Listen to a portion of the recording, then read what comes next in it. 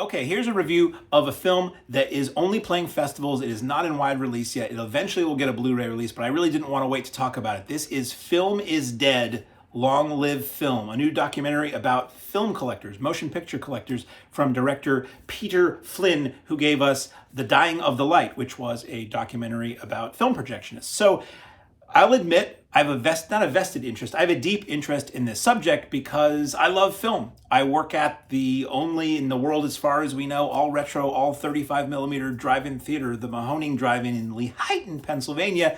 And I know film collectors, I deal with film, I have film. I am a collector. Hoarder is just really quite an ugly word. I am someone who appreciates collections and conservation, preservation, restoration, and all that. And this film beautifully tells the story of several film collectors, people who have collected film since they were kids in various formats, be it 8 millimeter, 35 millimeter, 16 millimeter, 9.5 millimeter, you name it. It gets into the history of motion pictures to a degree. It gets into the history of the film formats, of them, film being a home format, and just how the love of film collecting and sharing and preservation and projection has enriched the lives of these people, and questions whether it has detracted from the lives of these people, or moreover, the lives of the people around these people. So this is beautifully shot, beautifully rendered. There's a lot of humanity in this. I went to the premiere of this film at the wonderful Barrymore Film Center in Fort Lee, New Jersey, and I found myself surrounded by the cast of this film. It was the premiere, so like most of the people in the film were sitting around me and talking beforehand and after. And they had said that the director had said, Peter Flynn said that after the film, he thought it was going to be about film, about these little strips of plastic, but it really is about the people. It's really a very warm and hopeful and positive look at these people who, in some cases, literally are surrounded by film prints, to the degree where a lot of them reach a point where they're like, I need to get rid of some of this. I need to pass this on to somebody else who can enjoy it. Or, it's threatening my health or my finances or my sanity or things like that. And it treats everybody humanely. There's a lot of fun, quirky characters, a lot of people you kind of want to hang out with and hear more from.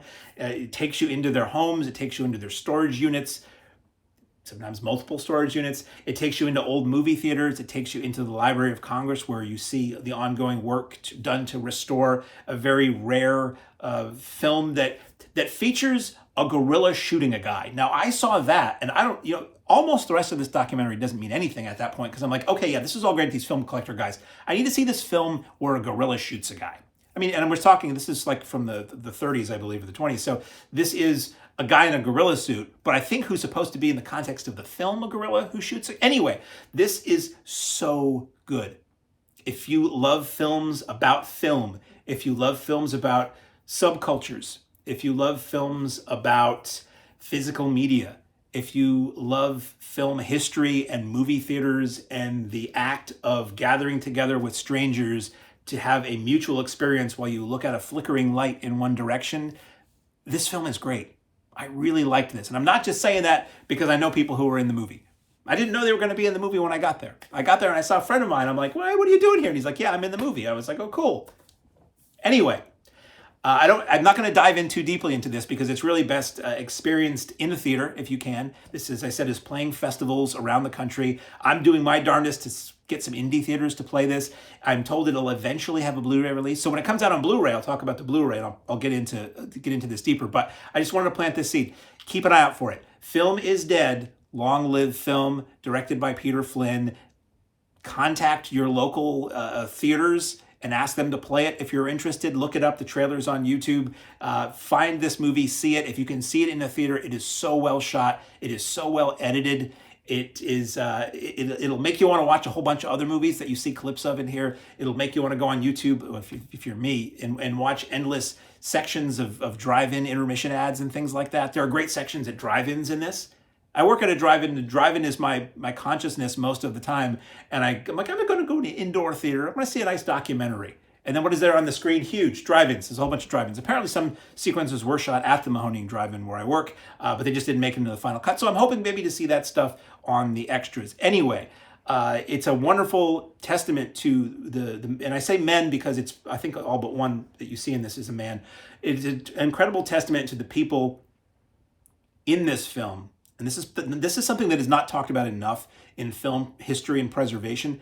A lot of times it was film collectors who salvaged things that were being thrown away by TV and film studios. A lot of times those film collectors who kept those things are the only reason any of us can see that stuff now. And there's some pretty wild stories about things like that in the film. And this was highly illegal at a time. People were busted. Notable people were busted. Some people, a person who was in this film, I believe, went to jail because they sold a film print to somebody. It was very, very frowned upon. It's not quite as much now the way things are in the world, but people doing these pirates isn't the right word. And hoarders is an ugly word. These people who collected and maintained and saved and cared about film for all those years are the reason why some things that are pretty well-known classics can even be seen at all now. So, film is dead. Long live film. Excellent film. See it if you can.